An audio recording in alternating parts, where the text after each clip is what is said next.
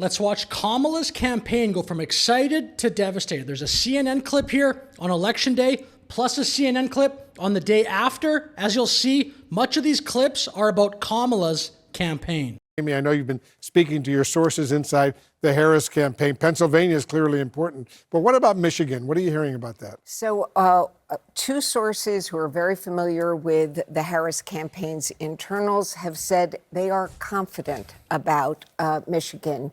They think that they have Michigan. They think they have Wisconsin. Look, I guess they have to say that. That's not how it turned out. Also want to bring you now some breaking news. CBS News can project at this point that he has become the winner of Michigan and those electoral votes. That, again, part of that blue wall. ABC News is projecting that Donald Trump has won Wisconsin, netting him 10 electoral votes and sending him over the 270 electoral votes needed to secure the White House. Now, Wisconsin is a crucial battleground state, part of that so-called blue wall. The other states, some people say, you know, we're going to be good in North Carolina. We're going to be good in Georgia, Nevada. They don't know yet, Wolf. Jen O'Malley-Dillon, the campaign Those states really weren't that close. manager, said, I think the word that everybody has to listen to, they have to be patient. They don't know yet. She also has said that they can win without Pennsylvania. They want Pennsylvania, but if they get 2 out of 3 of North Carolina. Brad, I have some breaking news that I'm going to get back to Carl on. Beg your pardon for a moment. We'll come back in a sec, Carl. Scott, just a quick update. NBC News projecting former President Trump wins North Carolina. Georgia. News can now project that the state of Georgia will go to former President Donald Trump. What's my third one? Arizona. Not Arizona, Nevada? I think Nevada. Nevada drawing attention after the results came in with Donald Trump winning that state. It's something no Republican has done in the last 20 years, flipping the 6 electoral votes from blue to red. 2 of 3 of those 3, they're not so confident about it. Do you think, though, they were that confident? Because this is speculation, but some are wondering whether close allies like Mark Cuban were even that confident. Or I think more likely, it actually reveals that there was a pretty deep-seated insecurity on the part of Mark Cuban and some of these other liberal figures that Kamala Harris could actually win the election. I don't think that he wanted to be number 2 to a sinking ship. I don't think that he thought that she was capable of A, winning, and then B, capable of actually doing the job. In Harris winning, Cuban apparently was asked to be the VP, and he turned it down. Some are saying maybe that's because he wasn't so sure in Kamala's chances. By the way, my next video, maybe 2 videos from now, something like that, I'm going to do an excited to devastated on Cuban. I think it's the time. Personality is completely different than Tim's. My experiences, my backgrounds are completely different. I think I cut through the more directly. I'm not a politician.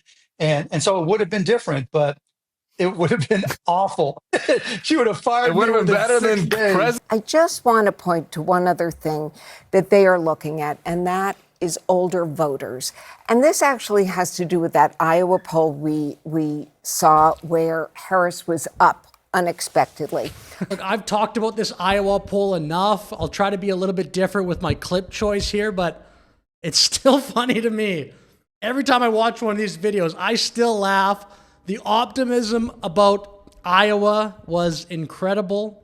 And then they tell me I'm down in Iowa. I don't think so. Former President Trump will win the state of Iowa. Trump is performing well in rural areas, which helped deliver victories to former President Trump in 2016 and 2020. This obviously comes in the wake of a lot of focus on a poll that shall not be named. No, let's do it. Oh, name it? The Des Moines Register poll. I think we've talked about it 7 times tonight. That his mother is a lifelong Iowan. She last voted for a Democrat in 1960. She voted for Donald Trump twice, but the source said after January 6th, she vowed to never support Trump again. She felt that not voting or a write-in vote would be a vote for Trump. So she hits 2 of the things Democrats really wanted to be true there. Number 1, the Iowa poll. Number 2, that January 6th was going to cause so many Republicans to switch their vote. I heard that multiple times. I am a Republican, no longer registered though. I want to give you the opportunity to try to win back my vote. happened during January 6th, and the fact that, you waited so long to take action. If there were people that switched their vote because of January 6th, it was not a meaningful number. She voted for Vice President Harris. Interesting indeed. Right. Mia Malika, I know the Harris campaign, that they're really hoping for a big night in some of the blue wall big cities that we're talking about. Cities like Philadelphia, Pittsburgh, Detroit, Milwaukee. What are you hearing about? A lot of these cities did not turn out for Kamala enough. Philadelphia, for one. And then here's one person's account of what they were seeing on the ground in Dearborn, Michigan on election night. And this is from like a liberal stream. It looks cold. No, it's cool. The weather's not bad. I will say, though, I'm very scared after being here in Dearborn, and like everyone's pro-Trump. Oh, my God. How did he do that? How did he get them? They're going to regret that. I don't know. People have been Democrats their whole life. Everyone is pro-Trump. Her coalition is going to look different. If she wins, it's going to be a winning coalition that looks different than Biden's winning coalition and Obama's winning coalition. Okay, now we'll get to the clip from the following day. As you can see there in the corner, Trump is at 276. Trump actually brought up how well he did in the swing states very recently. Even at election time where we had a total a landslide. We won all 7 swing states. Did CNN report that? We won all 7 out of 7, which everyone said would be almost impossible. We won by millions of votes. We won 2,750 districts versus 505 districts. Think of that, 2,750 versus 505. Now let's take a look here. This clip focuses a lot on just how Kamala's campaign was feeling post-election. We are standing by to hear from Vice President Kamala Harris. This will be the first time that we will see from her since she lost to Donald Trump. Priscilla Alvarez is just outside the Harris campaign headquarters in Washington, D.C. What do you know about just what's gone on in these past few hours in the inner circle of that campaign, where we had all heard their view? They'd been public. They were confident. At election time on their options, I think the choice is going to be clear. Bill, we're going to win. Let me just tell you that. We're going to win. And I'm not saying it's going to be easy, but we will win. They thought, David Plouffe said, they thought they could win all 6 or 7 swing states, and yet here we are. That David Plouffe guy has quite the resume of predicting elections. I did a video on his 2016 call, Mr. 100%. We're back with David Hundo P. Plouffe, the man who says Hillary Clinton has a 100% chance of winning. David, you said over the summer at a Bloomberg event at the Republican convention that you thought Hillary Clinton had a 100% chance of winning the election. 100% chance. Do you still think she has a 100% chance of winning the election? I do. I know that sounds crazy but getting close doesn't matter in a presidential election. You have to win. Aaron, I've been talking to allies of the vice president and sources close to the campaign over the course of the morning, including in the early morning hours, and they are in a state of shock and disbelief. Just to give you a sense of some of what I'm hearing, one source telling me that their, quote, stomach is in knots. It's my understanding that you guys wanted to do a bunch of the larger, more popular, not specifically political podcasts. Can you talk a little about why that may not have happened?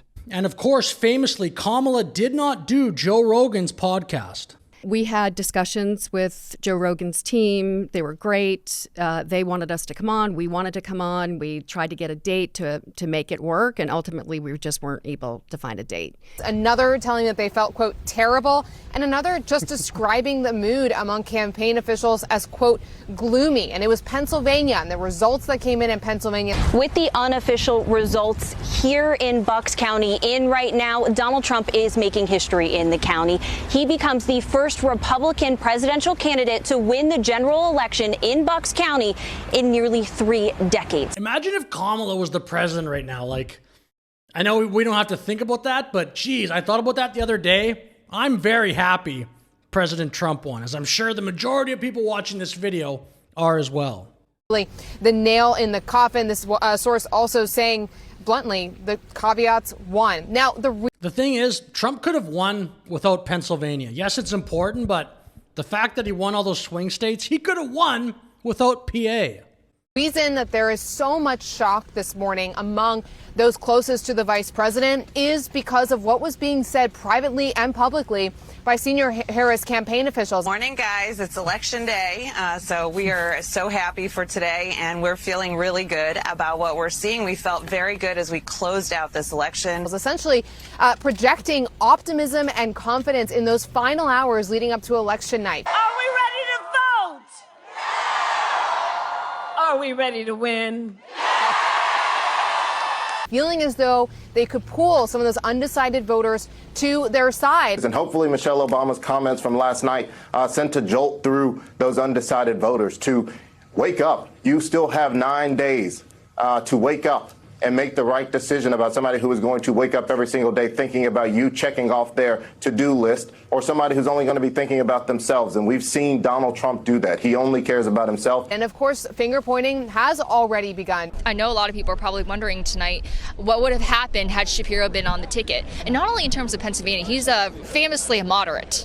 So that would have signaled to the American people that she is not the San Francisco liberal that Trump said she was. I hate to say this, but I'm not sure how much Tim Walz contributed to the ticket. Because part of this strategy also included bringing in... And again, as President Trump pointed out very recently, the election was really not that close. We won all 7 swing states. Disaffected Republicans who they believed were fatigued by former President Donald Trump, as well as trying to lock in parts of their coalition where there had been waning enthusiasm. But the numbers have shown they just were not able to accomplish that. So I'll finish the video there. But actually, one other thing, another interesting development. Jake Tapper has been saying some red pill things lately in regard to how some Democrats view his son. I went on a left-leaning podcast that shall remain nameless, and they asked me about my son, and I said he was, he's a football player and he wants to be a policeman.